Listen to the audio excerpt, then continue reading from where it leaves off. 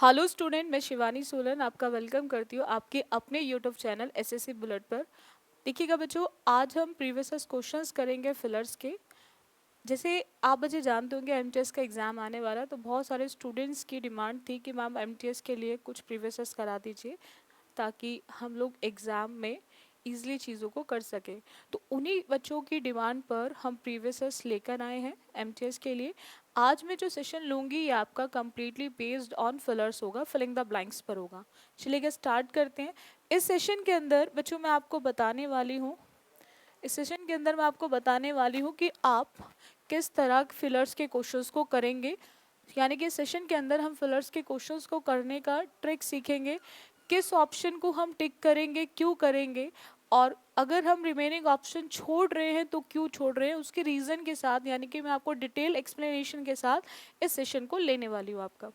First question की बात करें बच्चों, तो यहाँ पर पॉइंट क्या आता है कि with your new credit card you can dash up to 20,000 in a day। अब देखो बच्चों, यहाँ पे पॉइंट क्या है कि कैन के साथ आपको ब्लैंक दिया गया है और उसके लिए नीचे आपको 4 ऑप्शंस गिवन है।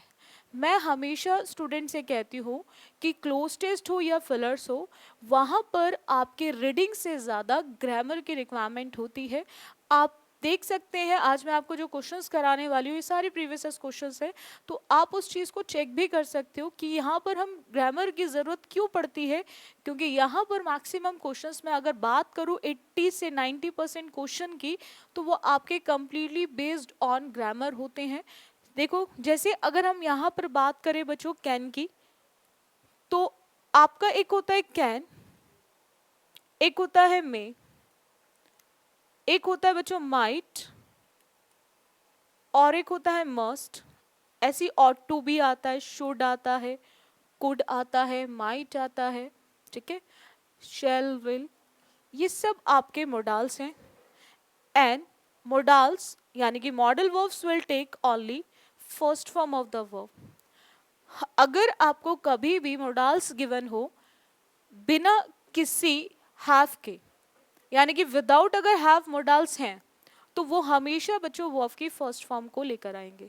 अब वो चाहे कैन हो या कैन की पास्ट फॉर्म कुड हो, मे हो या मे की पास्ट फॉर्म माइट हो, शेल हो या शेल की पास्ट फॉर्म शुड हो, विल हो या विल की पास्ट फॉर्म वुड हो। यानी कि with all modals we use only first form of the verb. हम हर एक मोडाल्स के साथ सिर्फ और सिर्फ वर्ब की फर्स्ट फॉर्म का यूज करते हैं। अब यहाँ से आंसर भी यहीं से आना है। देखो किस तरह से हम जब भी क्वेश्चंस करें फिलर्स के, तो आप कोशिश करो आप एलिमिनेशन लगाओ। एलिमिनेशन मेथड में क्या होता है कि आप बिल्कुल करेक्ट आंसर ऑप्शन तक निकलेंगे, यानी कि पहुंच जाएंगे आप इजीली करेक्ट आंसर ऑप्शन तक। लेकिन एलिमिनेशन लगाने के लिए आपको नॉलेज होनी ज़रूरी है, क्योंकि आप ऑप्शन को बच्चों तभी एलिमिनेट कर सकते हो जब आपके पास एक नॉलेज होगी। अब देखो पॉइंट क्या है, विड्रॉ करना। आप बैंक में जाते हो, पैसा निकाल ले, ठीक है, विड्रॉ करते हो। विड्रॉ वर्ब की बच्चों फर्स्ट फॉर्म होती है और विड्रू वर्ब की सेकेंड फॉर्म होती है। विड्रू जो होती है वो वर्ब की सेकेंड फॉर्म होती है, एंड विड्रॉन जो होती है बच्चों वो वर्ब की थर्ड फॉर्म होती है। विड्रॉन जो होती है वो वर्ब की थर्ड फॉर्म होती है। ये 3 फॉर्म होती हैं। मैंने अभी आपको समझाया कि जितने भी मोडाल्स होते हैं they will take only first form of the verb. तो हमें ये क्लियर हो गया कि हम विड्रू एंड विड्रॉन का यूज नहीं करेंगे। अब दूसरा ये है बच्चों कि अगर हम एसओरियस की बात करें फर्स्ट फॉर्म में, एसओरियस वर्ब की फर्स्ट फॉर्म में तभी लगता है जब कभी आपको वर्ब ना मिले, यानी कि प्रेजेंट इंडेफिनिट के अफर्मेटिव सेंटेंस में यूज होता है। जहां पर आपको अफर्मेटिव सेंटेंसेस में नो हेल्पिंग वर्ब का केस होता है, यानी कि कोई भी हेल्पिंग वर्ब आपको गिवन नहीं होती है, तो वहां पर आप सिंगुलर सब्जेक्ट के साथ लगाते हैं वर्ब में एस और ईएस, और प्लूरल सब्जेक्ट के साथ लगाते हैं वर्ब की फर्स्ट फॉर्म। अब यहाँ पर पॉइंट सिंपल क्या है बच्चों, इसीलिए हम विड्रॉस को भी यूज नहीं करेंगे। सो हमारा जो आंसर ऑप्शन होगा वो विड्रॉ होगा, यानी कि third is the correct answer option. चलेगा, नेक्स्ट क्वेश्चन पे चलते हैं। उससे पहले आप समझ लेना ये क्वेश्चन आपके एमटीएस का है बच्चों, जो 6/10/2021 में हुआ था, उसमें पूछा गया क्वेश्चन है। आप बच्चे एक चीज ध्यान रखेंगे, हर एक पॉइंट को बहुत ध्यान से लिखते चलेंगे। मैं आपको जो भी चीज समझाती हूँ बच्चों, आप मेरे साथ साथ चीजों को नोट्स बना के चला करो, क्योंकि नोट्स का बहुत एक रोल होता है, एक मेजर रोल होता है आपकी तैयारी के बीच में। बिकॉज बिफोर एग्जाम आपको एक क्विक रिवीजन की ज़रूरत होती है, एंड क्विक रिवीजन जो किया जाता है वो आपके नोट्स से किया जाता है। तो जितने अच्छे आप नोट्स बनाएंगे उतने अच्छे से आप चीज़ों को रिवीजन में कर सकते हैं, यानी कि रिवाइज करने में आपको उतना ही हेल्प मिलेगा एक क्विक रिवीजन लगाने में। चलिएगा, नेक्स्ट क्वेश्चन पर आते हैं। नेक्स्ट क्वेश्चन है बच्चों, halfway dash the two towns there was a mountain which had to be crossed। ये क्वेश्चन आपके एसएससी एमटीएस का है, जो 6/10/2021 में पूछा गया है, जो 6/10/2021 में पूछा गया है। अब आपको यहाँ पर बताना है कि इनमें से क्या इस ब्लैंक में फिल होगा और इसको कंप्लीट बनाएगा। जैसे अभी हमने लास्ट क्वेश्चन देखा, वो भी कंप्लीटली बेस्ड ऑन ग्रामर था, ये क्वेश्चन भी आपका ग्रामर बेस्ड है। उसका रीजन क्या है, हम यहाँ पर बच्चों कितने की बात कर रहे हैं, 2 की बात कर रहे हैं, और जब 2 लोगों की बात की जाती है तो वहां पर सिर्फ यूज होता है हमारा बिटवीन। क्या यूज होता है बच्चों, बिटवीन। सो इसीलिए इसका आंसर ऑप्शन क्या आएगा, बिटवीन आएगा। ठीक है, चलेगा, नेक्स्ट आते हैं क्वेश्चन पे बच्चों। There dash a big park in front of our house। ये क्वेश्चन आपके एमटीएस का जो 7/10/2021 में पूछा गया है। अब आपको चेक करना है कि यहाँ पर आर आएगा, मे बी आएगा, इज आएगा या फिर वर आएगा। देखो एक चीज मैं आपको समझाती हूँ आज, थोड़ा सा ध्यान से समझेंगे आप बच्चे। हियर एंड देयर की बच्चों बात करें, हियर एंड देयर की बात करें तो हियर एंड देयर का बच्चों केस आता है कि हियर एंड देयर अपने साथ सिंगुलर वर्ब भी लेकर आते हैं और प्लूरल वर्ब भी लेकर आते हैं। आप बच्चों ने बहुत बार हियर के साथ इज भी देखा होगा और आर भी, वॉज भी देखा होगा, वर भी, ठीक है, हैज भी देखा और हैव भी, यानी कि हियर एंड देयर के साथ दोनों वर्ब का यूज होता है। उसका रीजन ये होता है क्योंकि वहां पर verb here and there decide नहीं करता, इसीलिए वहां पे वर्ब दोनों फॉर्म में आती हैं। जब भी हियर एंड देयर होता है सभी सेंटेंसेस इस तरह से चलते हैं, बट हियर एंड देयर का सेंटेंस उल्टा चलता है, क्योंकि यहाँ पर जो डिसाइड करेगा वो वर्ब के साथ यूज होने वाला नाउन। अगर नाउन आपको बच्चों सिंगुलर काउंटेबल नाउन दिया होगा, अगर बच्चों आपको नाउन सिंगुलर काउंटेबल नाउन दिया होगा, तो आप बच्चे ध्यान रखेंगे हम उसके अकॉर्डिंग वर्ब भी कैसे यूज करेंगे, सिंगुलर। उसके अकॉर्डिंग हम वर्ब भी बच्चों कैसे यूज करेंगे, सिंगुलर। और अगर आपको बच्चों नाउन प्लूरल काउंटेबल नाउन दिया होगा, अगर आपको नाउन प्लूरल काउंटेबल नाउन दिया होगा, तो आप बच्चे ध्यान रखेंगे वहां पर हम वर्ब भी कैसे यूज करेंगे बच्चों, प्लूरल। लेकिन अगर आपको नाउन अनकाउंटेबल नाउन दिया हो, और आप बच्चे ध्यान रखेंगे जितने भी अनकाउंटेबल होते हैं ये हमेशा यूज होते हैं सिंगुलर फॉर्म में, इसीलिए ये अपने साथ बच्चों वो भी कैसे लेकर आते हैं, सिंगुलर। इसीलिए बच्चों ये अपने साथ वो भी कैसे लेकर आते हैं, सिंगुलर। आप हमेशा ध्यान रखेंगे यहाँ पर वर्ब के साथ जो नाउन होता है वो डिसाइड करता है कि आपकी वर्ब सिंगुलर होगी या फिर प्लुरल होगी। अब देखो यहाँ पर पॉइंट क्या है, इसके अंदर हम बात कर रहे हैं अ बिग पार्क की। अ का मतलब होता है ग्रामर में आर्टिकल ए और an is used for one. हम बोलते हैं there are 7 days in a week. A week मतलब एक वीक, ठीक है। हम बोलते हैं ना I ate an apple, an मतलब एक, यानी कि वन की बात की जाती है। तो यहाँ पर हमें क्लियर हो गया कि वो सिंगुलर आएगी, so we can easily eliminate are and were. और यहाँ पर हम बात किसी नॉट श्योर वाले केस की भी नहीं कर रहे हैं, so we can easily eliminate option second also. तो बचता है कौन सा ऑप्शन बच्चों, इज। सो इसीलिए हमारा जो करेक्ट आंसर ऑप्शन होगा बच्चों ये हमारा हो जाएगा is, according to a big park. चलेगा, नेक्स्ट क्वेश्चन पर आते हैं। हर एक पॉइंट को लिख लिया करो, मैं बार बार आप सभी बच्चों से बोलती हूँ हर पॉइंट को लिखा करो, क्योंकि देखो ऐसा होता है बहुत बार जब हम पढ़ रहे होते हैं, जब टीचर हमें पढ़ा रहा होता है तो हमें ऐसा लगता है कि हमें सब चीज़ें समझ आ रही है, लेकिन after some time definitely we are human beings, तो कुछ चीज़ें माइंड से स्किप होती हैं, उनको दोबारा से आपको अगर लेकर आना है तो उसके लिए आपको नोट्स की ज़रूरत पड़ती है। तो उन्हीं नोट्स के लिए मैं आपको बार बार बोलती हूँ कि आप नोट्स बनाया करो साथ के साथ ही। चलेगा, नेक्स्ट क्वेश्चन की बात करें। नेक्स्ट क्वेश्चन है, to practice yoga I usually wake up when the sun dash, when the sun dash, usually, often, always, ये सब आपके रूटीन को बताते हैं। ये सब आपके किसको बताते हैं बच्चों? रूटीन को।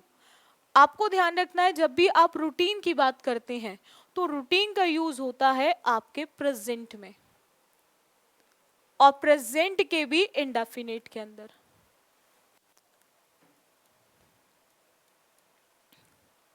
और प्रेजेंट इंडेफिनिट के केस में अगर आपको सब्जेक्ट बच्चों सिंगुलर दिया होता है, प्रेजेंट इंडेफिनिट में अगर बच्चों आपको सब्जेक्ट कैसा मिलता है? सिंगुलर, तो आप लगाते हैं वर्ब की फर्स्ट फॉर्म में एस और ईएस।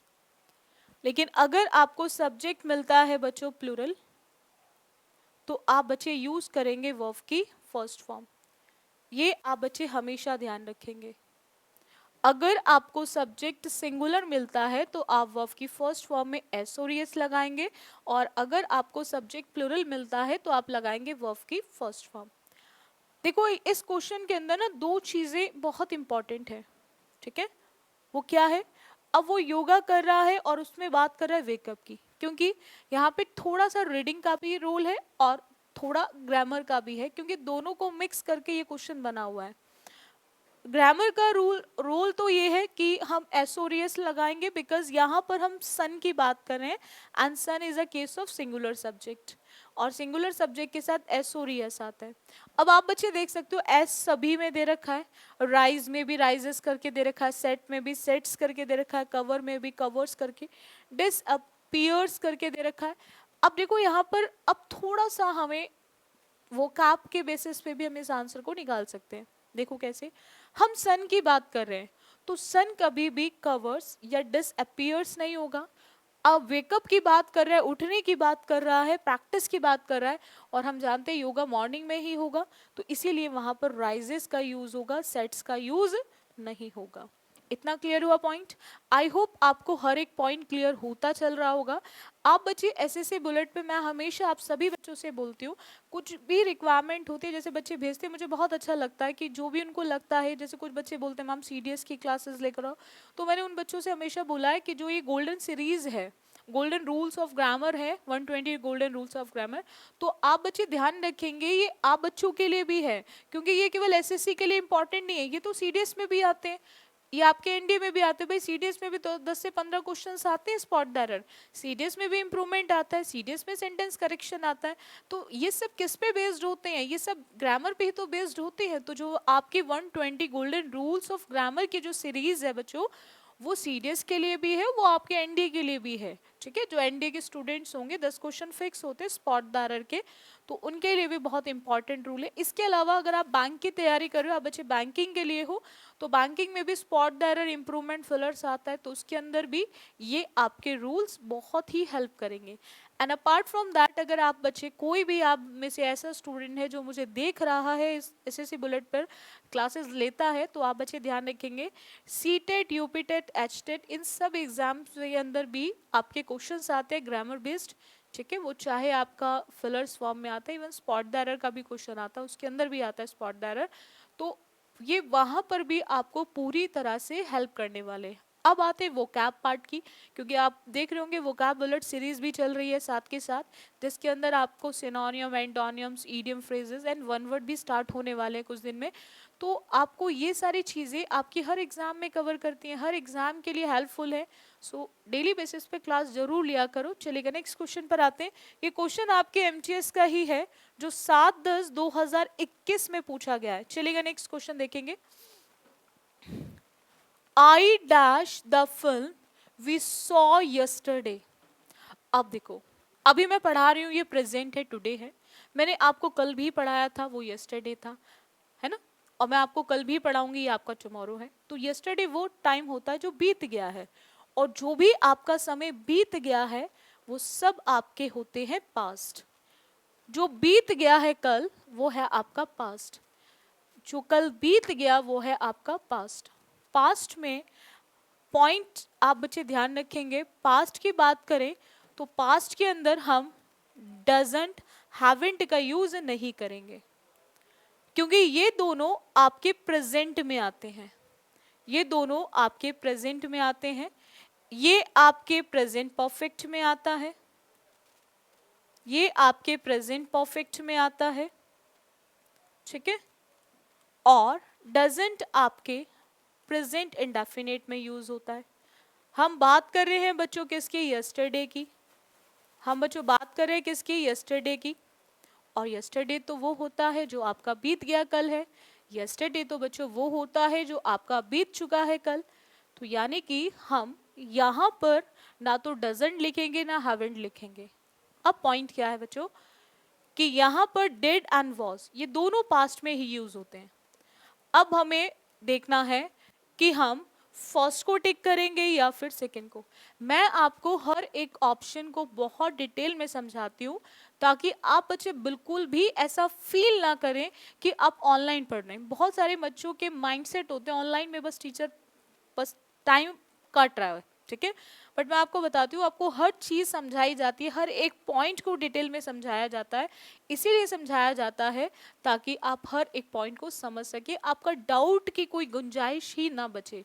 अब देखो यहाँ पर didn't like and wasn't like, didn't and wasn't both are used in past, दोनों का ही हम यूज करते हैं पास्ट में। लेकिन हम इनमें से किस ऑप्शन को टिक करेंगे, तो आप बच्चे एक चीज ध्यान रखेंगे, वॉज की बात करें बच्चों तो वॉज के साथ एक आती है आईएनजी वर्ब और एक आती है वर्ब की थर्ड फॉर्म। वॉज के साथ दो वर्ब आती हैं, एक तो आईएनजी आती है और एक थर्ड फॉर्म आती है। लेकिन वॉज के साथ कभी फर्स्ट फॉर्म नहीं आती, और हमें क्या दे रखा है यहाँ पे, फर्स्ट फॉर्म। या तो वॉज लेकर आएगा लाइकिंग को या फिर वॉज लेकर आएगा लाइक्ड को। उसका रीजन ये है, आईएनजी का यूज होता है जब सेंटेंस आपका एक्टिव होगा, और थर्ड फॉर्म का यूज होता है जब आपका सेंटेंस पैसिव होगा। बट फर्स्ट फॉर्म कभी भी वॉज वर्ग के साथ यूज नहीं होगी। सो इसीलिए we can easily eliminate second one also. So एक ही ऑप्शन बचता है, वो हमारा है first. So didn't like is the correct answer option of this question. चलेगा नेक्स्ट क्वेश्चन पे चले। ये क्वेश्चन भी आपके एमटीएस का था जो 7/10/2021 में पूछा गया था। 7/10/2021 में पूछा गया क्वेश्चन है, बहुत ही इंपॉर्टेंट क्वेश्चन है, ठीक है। तो आप हर पॉइंट को जरूर लिखते चलेंगे, मैं आपको बार बार बोलती हूँ। चलेगा नेक्स्ट आते हैं। Premchand dash mainly wrote about rural India was a great Hindi writer. हम यहाँ पर ब्लैंक में देख सकते हैं, ब्लैंक के लिए नीचे ऑप्शंस दिए हैं, that, whom, who and which। हमें देखना है कि इनमें से कौन सा ऑप्शन उस ब्लैंक के अंदर फिल होगा जो उस सेंटेंस को कंप्लीट करेगा, ठीक है। दैट की बात करें तो दैट का यूज बच्चों वहां होता है जब आप सुपरलेटिव डिग्री की बात करते हो, बेस्ट, मोस्ट, या फिर कुछ ऐसे केसेस होते हैं all, the same, the only, the few, everything, nothing, something, उनके साथ हम दैट लगाते हैं। और ऐसा हमें इसमें से कुछ भी नहीं मिला तो इसलिए हम यहाँ पर यूज नहीं करेंगे। होम का यूज होता है जब भी पर्सन का केस होता है, ये आपके रिलेटिव प्रोनाउन है बच्चों, इनको बोलते हैं इंग्लिश में रिलेटिव प्रोनाउन। हु का बच्चों हम वहां यूज करते, होम का यूज वहां करते हैं जब भी आपका पर्सन होगा, जब भी आपका बच्चों क्या होगा, पर्सन। बट पर्सन का कौन सा केस होगा, तो पर्सन का ऑब्जेक्टिव केस होगा, तो वहां पर आप लगाएंगे रिलेटिव प्रोनाउन होम को। और विच का यूज दो टाइप से होता है, लिविंग के लिए और नॉन लिविंग। एनिमल के केस में भी होता है जब आप बात करते हैं सब्जेक्टिव की, नॉन लिविंग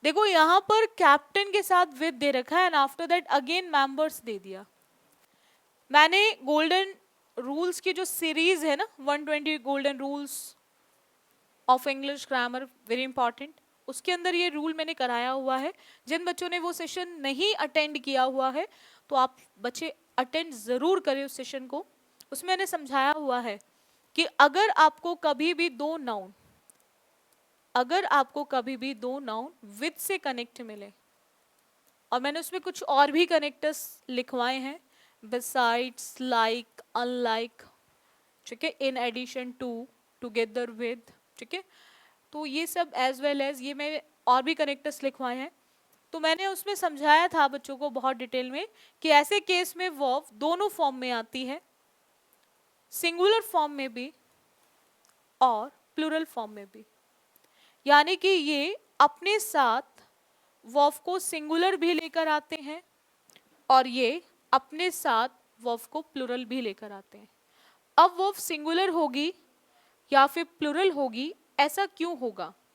उसका रीजन ये है बच्चों कि ये ऐसे कनेक्टर्स हैं, ये दो नाउन ऐसे को भी कनेक्ट करते हैं जिसमें दोनों ही सिंगुलर होते हैं, और ये दो ऐसे नाउन को भी कनेक्ट करते हैं जिसमें दोनों ही प्लूरल होते हैं, और ये दो ऐसे नाउन को भी कनेक्ट करते हैं जिसमें एक सिंगुलर और एक प्लूरल, या फिर एक प्लूरल और एक सिंगुलर। यानी कि ये दो सेम नेचर के नाउन को भी जोड़ने का काम करते हैं और ये दो डिफरेंट नेचर के नाउन को भी जोड़ने का काम करते हैं, इसीलिए वर्ब इसमें दोनों ही फॉर्म में यूज होती है। अब इसको इस तरह से अपने माइंड में सेट कर लेंगे कि कनेक्टर एक है, इसीलिए यही फर्स्ट नाउन इस वर्ब को हमेशा डिसाइड करता है। अगर ये आपको सिंगुलर मिलता है तो आपकी वर्ब सिंगुलर होगी, और अगर ये आपको प्लूरल मिलता है तो आपकी वर्ब भी प्लूरल होगी। यही इसके अंदर पॉइंट है। आपको जो वॉज और वर में से आंसर ऑप्शन डिसाइड करना है। हमने विद से पहले देखा कैप्टन। कैप्टन एक सिंगुलर सब्जेक्ट है, तो कैप्टन सिंगुलर है तो इसीलिए हम लिखेंगे वॉज, हम वर का यूज नहीं करेंगे, ठीक है। बिकॉज बच्चों वॉज का यूज होता है जिन बच्चों की इंग्लिश बहुत ज़्यादा कमज़ोर है, जो बहुत ज़्यादा वीक है इंग्लिश में, वो समझ लेंगे। बिल्कुल बेसिक से मैं चीज़ों को इसलिए समझाती हूँ क्योंकि हर तरह का बच्चा सेशन देख रहा होता है। एक ऐसा भी होता है जिसकी इंग्लिश बिल्कुल कमज़ोर है, और एक ऐसा भी है जिसकी ठीक ठाक है, और एक ऐसा भी है जो बहुत ही अच्छा होगा इंग्लिश में। तो हर बच्चा हम एक टीचर के लिए इम्पॉर्टेंट होता है, तो मेरे लिए तो हर बच्चा इम्पॉर्टेंट है। कोई भी मेरे सेशन को देख रहा है, चाहे वो कमज़ोर है, चाहे ठीक है या बहुत अच्छा है, तो मेरे लिए तीनों ही इक्वल है। तो इसीलिए मैं बिल्कुल बेसिक से चीज़ों को समझाती हूँ। इस तरह से समझाया जाता है कि आप बिल्कुल ख़त्म है इंग्लिश में। नहीं आती इंग्लिश, क्या दिक्कत है? नहीं आती, लेकिन सीख तो सकते हैं ना, तो सीखना है। हमारी कमज़ोरी रहे वो गलत है, कमज़ोरी को स्ट्रेंथ बनाना बहुत अच्छी बात है। कमज़ोरी पे हमेशा काम करो, हर वीकनेस पे काम किया जाए तो अपने आप स्ट्रेंथ बनती है, ठीक है। सो यहाँ पर वॉज का यूज़ होता है जब सब्जेक्ट सिंगुलर, वर का यूज़ होता है प्लूरल। विद के केस में कैप्टन के अकॉर्डिंग वर्ब यूज़ होगी, तो इसीलिए हम लोग वॉज लिखेंगे, वर का यूज़ नहीं करेंगे। चलेगा, नेक्स्ट क्वेश्चन पर आते हैं बच्चों। नेक्स्ट क्वेश्चन है, everyone was amazed dash the young child's courage, ठीक है। हर कोई आश्चर्यचकित था, अमेज्ड, सरप्राइज्ड, एस्टोनिश्ड, ठीक है, शॉक्ड, सिनोनिम्स से सारे के सारे, ठीक है। ये मैं सोचना अलग अलग वर्ड्स हैं। ये एमटीएस में आ रखा है जो 8/10/2021 में पूछा गया है, ठीक है। चाहे वो आपका सरप्राइज्ड वर्ड हो, ठीक है, चाहे वो आपका शॉक्ड हो, चाहे वो आपका अमेज्ड हो, या फिर आपका एस्टोनिश्ड हो, ठीक है। आप बच्चे ध्यान रखेंगे, इनके साथ हमेशा एक ही प्रीपोजिशन आती है, वो है एट। अगेन ग्रामर का क्वेश्चन आ गया ना, ग्रामर पे ही बेस्ड है। अगेन क्या है, ग्रामर बेस्ड है, क्योंकि प्रीपोजिशन से रिलेटेड है। तो अमेज्ड को देखकर कुछ नहीं सोचना, सीधा आंसर ऑप्शन सेकेंड लगा दो, एट आता है, क्योंकि ऑन, इन, ऑफ का यूज नहीं होता। जब भी आप अमेज्ड की बात करते हैं तो इनके साथ हम इनमें से किसी का भी यूज नहीं करेंगे, चलेगा। नेक्स्ट क्वेश्चन पर आते हैं बच्चों। Next question is mother tried to dash the child when he was crying for a toy. ये क्वेश्चन आपके एमटीएस का ही है जो 8/10/2021 में पूछा गया है। 8/10/2021 में पूछा गया है। अब देखो यहां पर क्या है, बच्चा रो रहा है, तो बच्चा रो रहा है, अब मदर क्या कोशिश करेगी, रो रहा है तो उसको और डिस्टर्ब करेगी नहीं, उसको अट्रैक्ट करेगी नहीं, एब्जॉर्व कोई चीज अपने अंदर ले लेती है, उसको क्या करेगी, उसके माइंड को डिस्ट्रैक्ट करने की कोशिश करेगी, ठीक है, ताकि माइंड डिस्ट्रैक्ट होते ही वो रोना बंद कर देगा, खेलना शुरू कर देगा। होता है ना, आपने देखा होगा घर में भी, जब आप किसी चीज़ की डिमांड करते हो तो पेरेंट्स हमेशा कोशिश करते हैं, अगर आपकी वो डिमांड पूरी करने लायक वाली नहीं है तो वो हमेशा कोशिश करते हैं कि आपका माइंड को क्या करें, डिस्ट्रैक्ट करें, ठीक है, भटकाने की कोशिश करते हैं ताकि वहाँ से अलग हो और आप और काम को कर सके जो आपके पेरेंट्स चाहते हैं, ठीक है। सो वही काम यहाँ पर मदर भी कर रही है उस बच्चे के लिए, ठीक है, चलेगा। नेक्स्ट आते हैं। नेक्स्ट क्वेश्चन है my employers dash my salary last year. ये क्वेश्चन आपके एमटीएस का है जो 8/10/2021 में पूछा गया है, ठीक है, 8/10/2021 में पूछा गया है। अब देखो यहाँ पे लास्ट ईयर आ गया, अभी मैंने यस्टरडे बताया था last year adverb of time है, अगेन जो पास्ट को बताता है, यानी कि अगेन आपका पास्ट इंडेफिनिट आएगा, अगेन क्या आएगा आपका past indefinite. Last year, yesterday, last month, last week, last Saturday, last Monday, last Tuesday, जहां पर भी लास्ट वर्ड आता है वो आपके पास्ट को बताता है बच्चों। किसको बताता है, पास्ट को। और पास्ट के भी किसको बताता है, पास्ट के भी इंडेफिनेट को बताता है। किसको बताता है बच्चों, पास्ट के इंडेफिनेट को। एंड पास्ट इंडेफिनेट कहता है कि जब भी आपका सेंटेंस अफर्मेटिव होगा, जब भी आपका सेंटेंस अफर्मेटिव होगा तो आप यूज करेंगे वर्ब की सेकेंड फॉर्म। जब भी आपका सेंटेंस अफर्मेटिव होगा तो आप यूज करेंगे वर्ब की second form.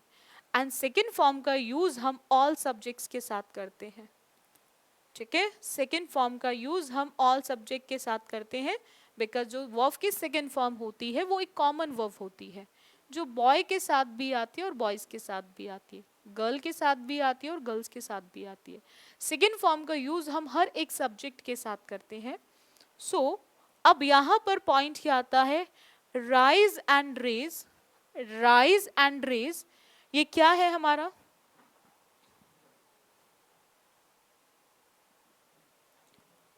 Rise and raise की बात करें तो ये राइज एंड रेज वर्ब की फर्स्ट फॉर्म है, ठीक है। अब देखो बच्चों, एक होती है राइज,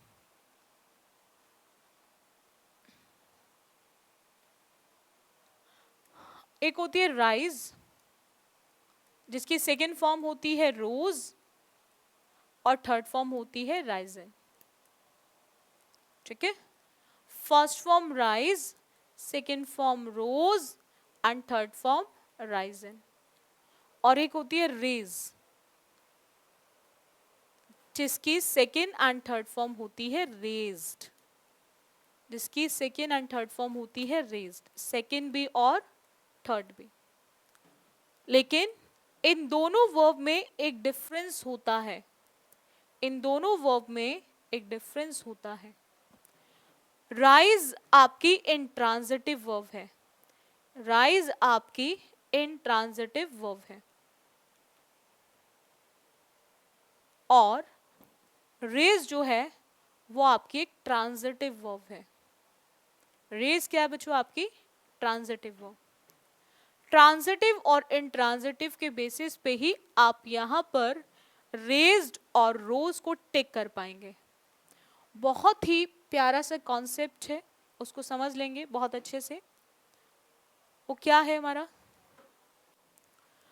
ट्रांजिटिव वर्ब को, ट्रांजिटिव वर्ब को इस तरह से समझ लो, इन शॉर्ट आप बहुत अच्छे से समझ लो। ट्रांजिटिव वर्ब्स वो होती हैं जो अपने साथ ऑब्जेक्ट को लेकर आती हैं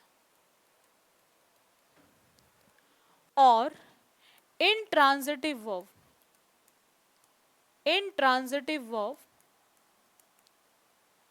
वो होती है जो अपने साथ ऑब्जेक्ट को लेकर नहीं आती। और यही रीजन है कि आपका जो पैसिव वॉइस बनता है वो सिर्फ ट्रांजिटिव का बनता है, इंट्रांजिटिव का कभी पैसिव वॉइस नहीं बनता। क्योंकि एक्टिव को जब आप पैसिव में बदलते हैं तो उसके लिए सब्जेक्ट वर्ब और उसके साथ साथ ऑब्जेक्ट की जरूरत भी पड़ती है, ठीक है, बिकॉज विदाउट ऑब्जेक्ट आप पैसिव वॉइस नहीं बना सकते। सो यहाँ पर वही कॉन्सेप्ट है, माई सैलरी ऑब्जेक्ट हुआ, वही एम्प्लॉयर्स एंड माई सैलरी, क्या बढ़ाया, सैलरी ऑब्जेक्ट आ गया। तो ऑब्जेक्ट आ गया तो वर्ब कैसी चाहिए, ट्रांजिटिव, और ट्रांजिटिव में सेकंड फॉर्म क्या आएगी, रेज्ड। इसीलिए हम आंसर ऑप्शन फोर्थ को टिक करेंगे, हम यहाँ पर रोज को टिक नहीं करेंगे, because rose is a intransitive verb, rose is a intransitive verb. देखो मैं आपको हर एक पॉइंट को इतना डिटेल में समझा रही हूँ क्योंकि यहाँ पर हर एक पॉइंट आपके लिए बहुत इंपॉर्टेंट है। बहुत सारे बच्चे बहुत ज़्यादा वीक होते हैं, मैं जानती हूँ, मैं ऑफलाइन क्लासेस लेती हूँ तो मैं एक ही चीज़ फील करती हूँ, सबसे ज़्यादा वीक स्टूडेंट जो है, सबसे ज़्यादा वक्त बच्चे की जो वीक सब्जेक्ट की मैं बात करूँ तो वो इंग्लिश ही है जिसे मैं पढ़ाती हूँ। तो मैं एक चीज़ हमेशा फील करती हूँ कि बच्चे की इंग्लिश इतनी वीक है तो उस पर अगर वो बच्चा ढंग से काम करे, तो मैंने ऐसे ऐसे बच्चे भी देखे हैं, बच्चों ऐसे ऐसे भी ऑफलाइन में स्टूडेंट्स आते हैं तो बिल्कुल वीक होते थे, आज की डेट में वो एसएससी के एग्जाम देते हो, कोई भी एग्जाम ऐसा नहीं है जिसमें वो 50 आउट ऑफ 50 ना ला सके। तो देखो वीकनेस को स्ट्रेंथ बनाना सिर्फ और सिर्फ आपके अपने डेडिकेशन पे डिपेंड करता है। आप डेडिकेटेड हैं अपनी वीकनेस को स्ट्रेंथ बनाने के लिए तो दुनिया का कोई भी इंसान आपको रोक नहीं सकता आपके सक्सेस को पाने से, ठीक है। सो इसलिए थोड़ा सा अपने डेडिकेशन को बना के रखो, काम करो डेडिकेटेड होके, ठीक है। चलेगा, अब नेक्स्ट क्वेश्चन पर आते हैं। I am tried dash reminding you to clean your room. ये क्वेश्चन आपके एमटीएस का है जो 8/10/2021 में पूछा गया है, 8/10/2021 में। अब यहां पर आई एम टायर्ड की बात कर रहे हैं, ठीक है। टायर्ड का मतलब होता है थका होना, ठीक है, टायर्ड का मतलब होता है थका होना। तो मैंने अभी आपको अमेज्ड वाला केस बताया था ना, सेम ऐसे ही ये भी है, फिक्स्ड प्रीपोजिशन है, टायर्ड के साथ क्या आएगा, ऑफ आएगा, इसीलिए कुछ सोचना ही नहीं है, फिक्स। जैसे अमेज्ड देखा, सरप्राइज्ड देखा, एट लगाते हो, एस्टोनिश्ड देखा, एट लगाते हो, जिसका मतलब होता है आश्चर्यचकित। तो ऐसे ही आप टायर्ड जैसी देखोगे तो आप ऑफ लगाएंगे, इसीलिए इनमें किसी भी और प्रपोजिशन का यूज नहीं करेंगे, और इसमें कोई और रूल है ही नहीं। ये है आपका फिक्स्ड प्रीपोजिशन जहां पे टायर्ड के साथ सीधा आप ऑफ का यूज करेंगे। सो इसीलिए हमारा आंसर ऑप्शन थर्ड होगा, ठीक है। ये क्वेश्चन आपके एमटीएस का है 2021 का। आई होप आपको हर एक पॉइंट मेरा क्लियर हुआ होगा जो भी मैंने आपको समझाया। मैं यही चाहती हूँ कि आप बच्चे रेगुलर पढ़ें, सिलेक्शन लें, बहुत ही अच्छा ईयर है ये, because back to back exams है, तो आप लग के तैयारी करो, सिलेक्शन लो, ठीक है। सक्सेसफुल होना बहुत ज़रूरी है लाइफ में, ठीक है। आपने कोविड के टाइम में देखा भी होगा कि गवर्नमेंट जॉब की वैल्यू समझ गए होंगे आप, क्या है क्या नहीं है, ठीक है। सो डेली बेसिस पे आप बच्चे मेरे साथ एसएससी बुलेट चैनल पे जुड़ना ना भूलें, ठीक है।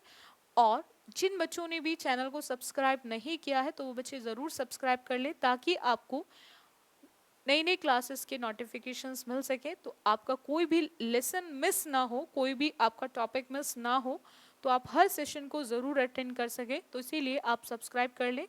दूसरा, वीडियो को हो सके तो आप मैक्सिमम से मैक्सिमम स्टूडेंट को शेयर भी करें ताकि जो भी स्टूडेंट्स चाहता है प्रिपरेशन करना एक सही तरीके से, तो वहाँ तक बच्चे तक वो सेशन पहुँच सके, ठीक है।